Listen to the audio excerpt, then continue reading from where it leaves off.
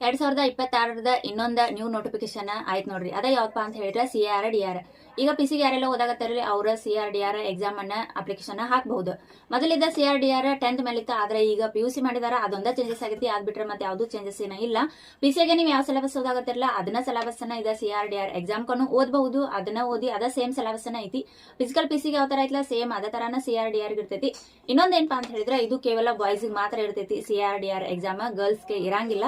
ಹಿಂಗಾಗಿ ಬಾಯ್ಸ್ ಯಾರೆಲ್ಲ ಪಿಸಿಗೆ ಟ್ರೈ ಮಾಡಕತ್ತೀರಿ, ಆಮೇಲೆ PUC ಯಾರ್ದೆಲ್ಲ ಮುಗಿದೈತ್ಲೆ ಅವ್ರ CRDR ಎಕ್ಸಾಮ್ಗೆ ಅಪ್ಲೈ ಮಾಡಬಹುದು.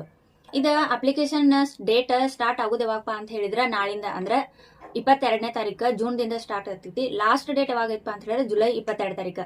ಹಂಗ ಡೇಟ್ ಅನ್ನು ಅನೌನ್ಸ್ ಮಾಡಿದಾರೆ ಎಕ್ಸಾಮ್ದ. ಅದು ಸೆಪ್ಟೆಂಬರ್ 6 ತಾರೀಕು ಅಂತ ಮೊದಲೇ ಹೇಳಿಬಿಟ್ಟಿದಾರ ಅವ್ರ.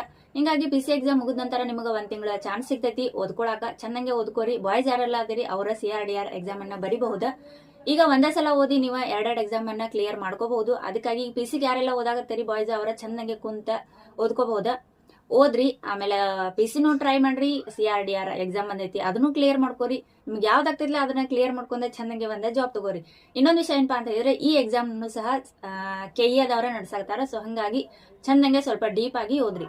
ಸೇಮ್ ಪಿಸಿಗೆ ಏನೈತಲ್ಲ ಅದ ಸಿಲೆಬಸ್ ಐತಿ. ಅದನ್ನ ಈಗ ಪಿಸಿಗೆ ಓದಾಗತ್ತಲ್ಲ ಅದನ್ನ ಇನ್ನೊಂದ್ ಸ್ವಲ್ಪ ಚಂದಂಗೆ ಜಾಸ್ತಿ ಪಿಸಿ ಎಕ್ಸಾಮ್ ಮುಗಿದ ನಂತರ ನಮ್ಗೆ ಇನ್ನೂ 1 ತಿಂಗಳ ಟೈಮ್ ಸಿಗ್ತೈತಿ. ಮತ್ತೆ ಇನ್ನೊಂದ್ ಸ್ವಲ್ಪ ಜಾಸ್ತಿ ಓದ್ಕೋಬಹುದು. 2 ಎಕ್ಸಾಮ್ ಅನ್ನ ಕ್ಲಿಯರ್ ಮಾಡ್ಕೋರಿ.